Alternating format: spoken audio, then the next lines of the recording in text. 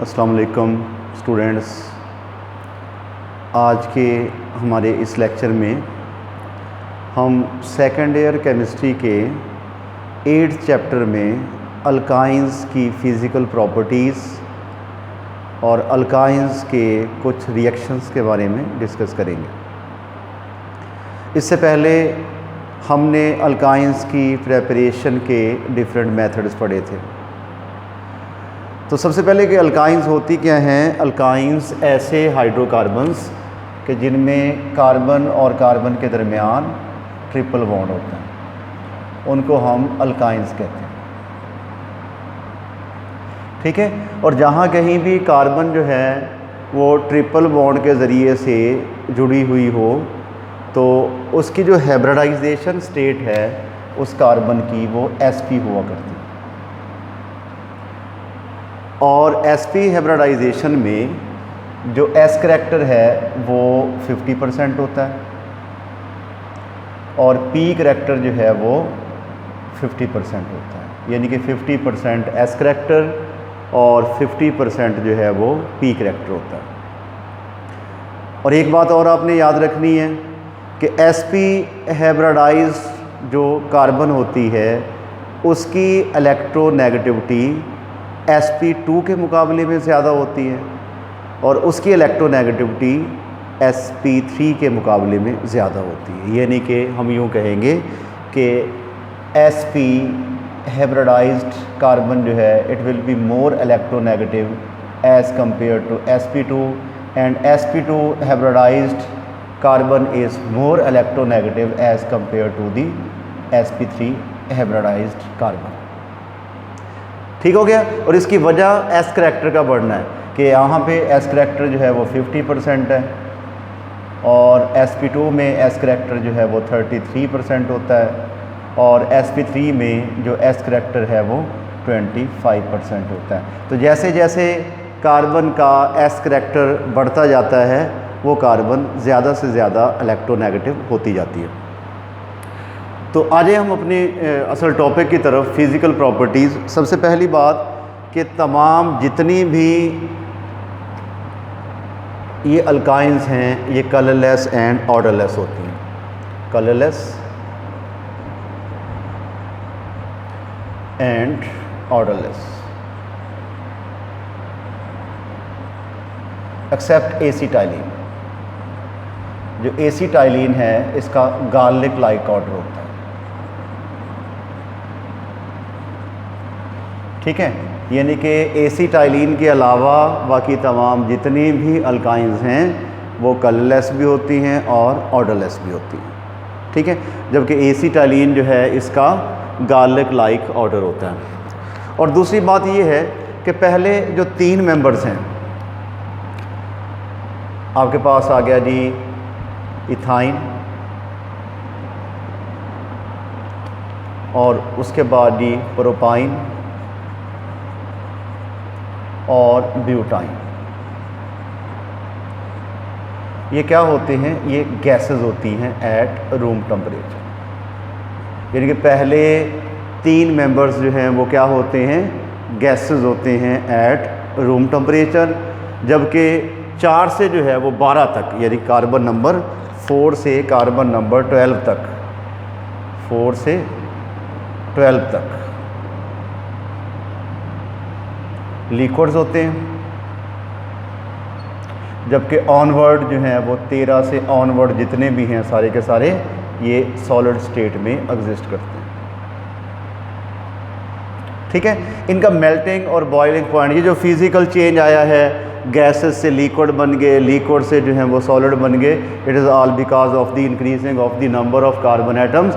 उनके दरमियान जो अट्रैक्टिव फोर्सेस हैं वो बढ़ना शुरू हो जाती हैं। जैसे जैसे अट्रैक्टिव फोर्सेस बढ़ेंगी इन अल्काइंस की डेंसिटी भी ज़्यादा होगी और उसके बाद इनकी फ़िज़िकल स्टेट भी चेंज हो जाएगी।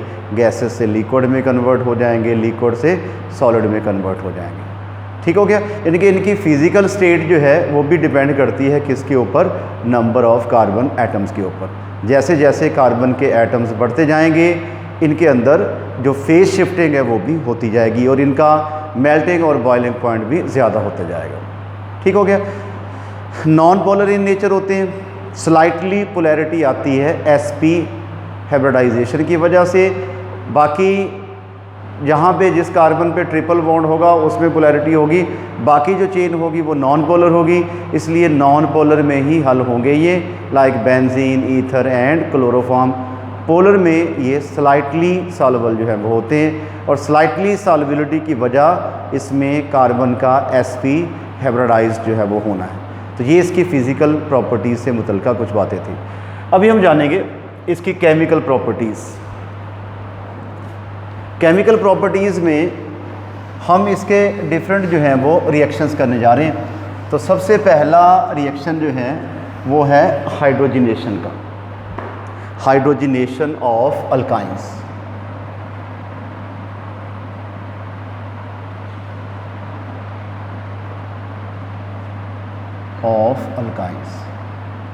हम पिछले 2 टॉपिक्स में पढ़ चुके हैं कि हाइड्रोजिनेशन क्या होती है, addition of hydrogen in any compound, कि किसी भी कंपाउंड में हाइड्रोजन का दाखिल होना ये हाइड्रोजिनेशन कहलाता है। ठीक है, मैं दोबारा भी यहाँ पे लिख देता हूँ कि हाइड्रोजिनेशन क्या होती है, addition of hydrogen in unsaturated compounds.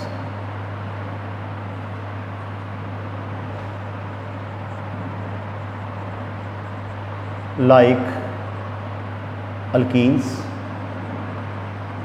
and alkynes, कि अल्कीन्स और अल्काइंस जैसे अनसैचुरेटेड कंपाउंड में जो हाइड्रोजन का दाखिल होना है वो कहलाता है क्या, वो हाइड्रोजिनेशन कहलाता है। ठीक है, तो इसके लिए हमारा जो कैटलिस्ट है वो रेने निकल होता है।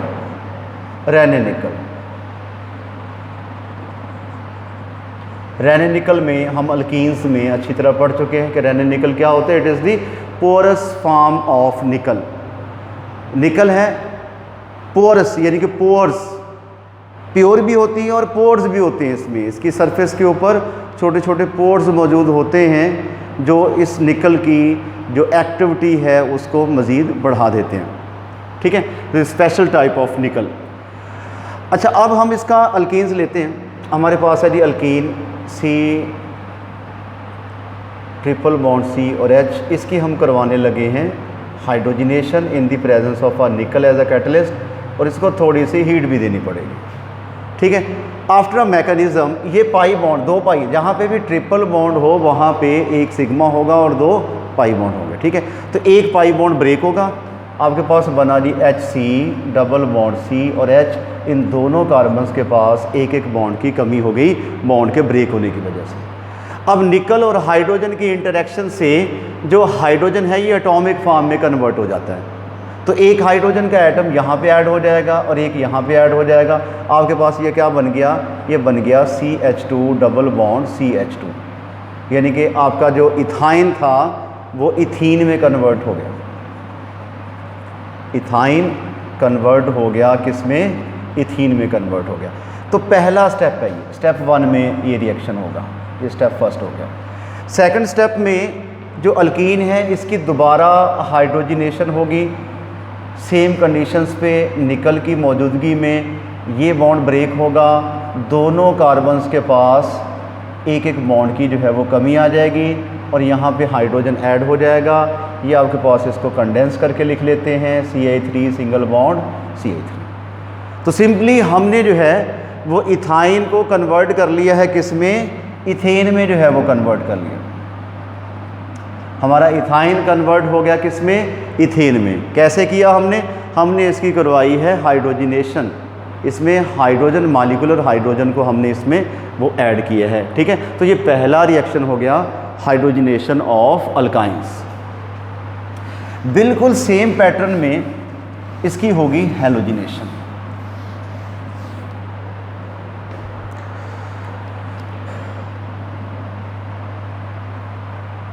Halogenation of alkynes.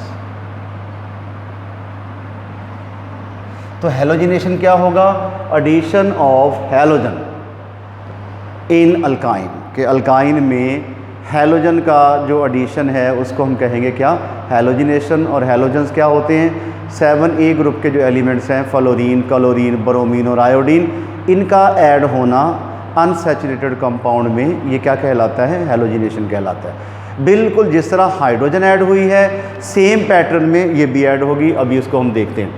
हमारे पास है जी ये इथाइन, इसका हम क्लोरीन से रिएक्शन करवाते हैं, non polar solvent chloroform carbon tetrachloride उसकी मौजूदगी में, ठीक है। तो इसमें हम यूज़ करते हैं carbon tetrachloride, non polar solvent है जो क्लोरीन को जो है वो रेडिकल फॉर्म में कन्वर्ट करेगा। अब क्या होगा कि यहाँ पे एक पाई बॉन्ड ब्रेक होगा, आपके पास बना HC डबल बॉन्ड C और H, दोनों कार्बन्स पे एक एक बॉन्ड की कमी आ गई और एक क्लोरीन का एटम यहाँ पे एडजस्ट हो जाएगा आफ्टर अ मैकेनिज्म और एक यहाँ पे। ये आपके पास हो गया स्टेप 1। स्टेप 2 में क्या होगा, स्टेप 2 में हमारा जो डाइक्लोरोइथेन बना है, डाइक्लोरोइथेन, इसका फर्दर हैलोजिनेशन होगी, यानी क्लोरीन से रिएक्शन करवाएंगे, खुद ही हो जाएगा कार्बन टेट्राक्लोराइड की मौजूदगी में, ये बॉन्ड ब्रेक होगा, आपके पास क्या बना HC और ये Cl था और उसके बाद ये Cl और ये H हो गया। दोनों कार्बन्स के पास एक एक बॉन्ड की कमी होगी। अब एक क्लोरीन का एटम जो है इस कार्बन पे अटैच हो जाएगा, एक यहाँ पे, तो आपके पास टेट्राक्लोरोइथेन बन गई। नंबरिंग इसकी अगर हम दें तो क्या बना 1,1 और उसके बाद 2,2 टेट्राक्लोरोइथेन। टेट्राक्लोरोइथेन जो है आपके पास ये बन गया, ठीक है। इथाइन कन्वर्ट हो गया किस में, 1,1,2,2 टेट्राक्लोरोइथेन में जो है वो कन्वर्ट हो गया। समझा की बात की। उसके बाद जो हमारा नेक्स्ट रिएक्शन है वो है हैलोजन एसिड के साथ, यानी कि अल्काइंस का हमने रिएक्शन करवाना है किसके साथ, हैलोजन एसिड्स के साथ। के पास हो गया जी हैलोजन एसिड, ठीक है। ग्रुप 7A के जो एलिमेंट्स हैं फ्लोरीन, क्लोरीन, ब्रोमीन और आयोडीन, इनके साथ अगर हाइड्रोजन लगा दिया जाए तो ये बन जाते हैं हैलोजन एसिड्स। यानी कि आपके पास हैलोजन एसिड हो गया, HF हो गया, HBr हो गया, HCl हो गया और HI हो गया, ये सारे के सारे हैलोजन एसिड्स हैं। चलो जी इसको लिखते हैं जी। आपके पास है जी ethyne, C triple bond C और H हो गया, इसका हम रिएक्शन करवाने लगे हैं जी HBr के साथ, ठीक है। जब इसके साथ रिएक्शन करवाएंगे तो सबसे पहले एक पाई बॉन्ड ब्रेक होगा, दोनों कार्बन्स के पास जो है वो एक एक बॉन्ड की कमी हो जाएगी, यहाँ पे भी और इधर भी। एक पे हाइड्रोजन लग जाएगा, एक पे जो है वो ब्रोमो लग जाएगा, ठीक है। अब आपके पास क्या बना CH2 डबल बॉन्ड CH और उसके बाद ही Br हो गया, इसका फर्दर जो है वो HBr के साथ रिएक्शन हो जाएगा। अच्छा अब देखें, अब यहाँ पे आएगा मार्कोनी-गोव्स रूल।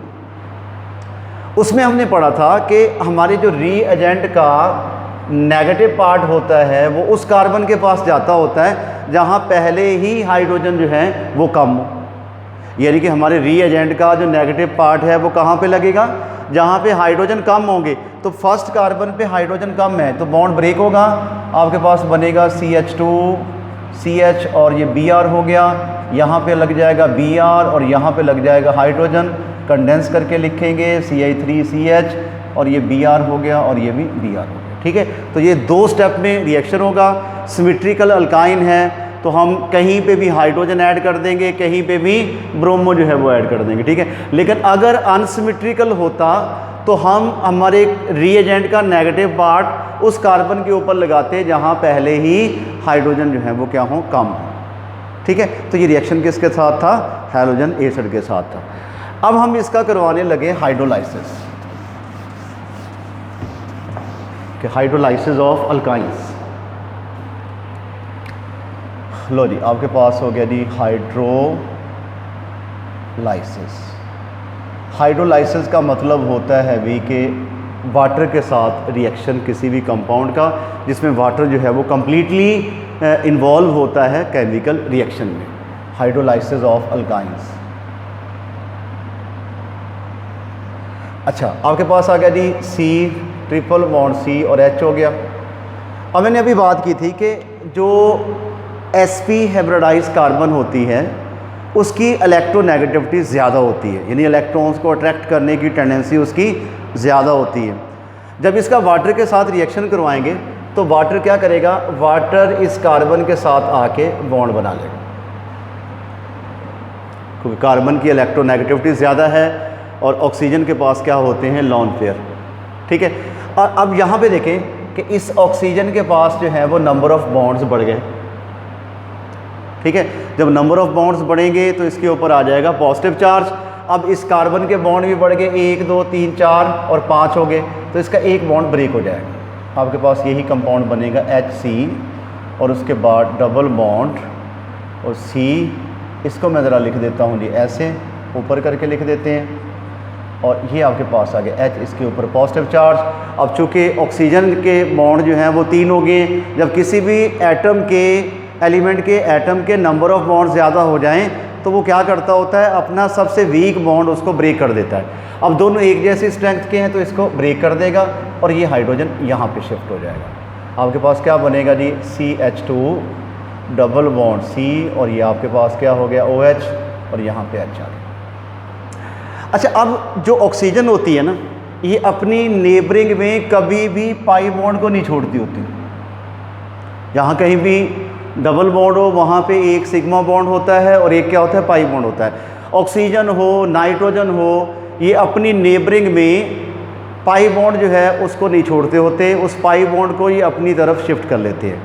ठीक है, यानी कि रीअरेंजमेंट हो जाएगी, ये पाई बॉन्ड इधर शिफ्ट हो जाएगा, हाइड्रोजन का बॉन्ड ब्रेक होगा, वो यहाँ पे शिफ्ट हो जाएगा। आपके पास क्या बनेगा, CH3 C double bond O और H बन गया, यानी कि ये आपके पास एल्डिहाइड बन गया, एस्टेल्डिहाइड। तो जब हम इथाइन का हाइड्रोलाइसिस करवाएंगे तो हमारे पास क्या बनेगा, एस्टेल्डिहाइड बन जाएगा। क्लियर होगी बात। इसकी जब फर्दर ऑक्सीडेशन करवाएंगे तो इसको कार्बोक्सिलिक एसिड में भी कन्वर्ट किया जा सकता है। ठीक हो गया। आज के हमारे लेक्चर में इतना ही था। नेक्स्ट लेक्चर में रिमेनिंग रिएक्शंस के साथ दोबारा हाज़िर होंगे। उस वक़्त तक के लिए अल्लाह हाफ़िज़।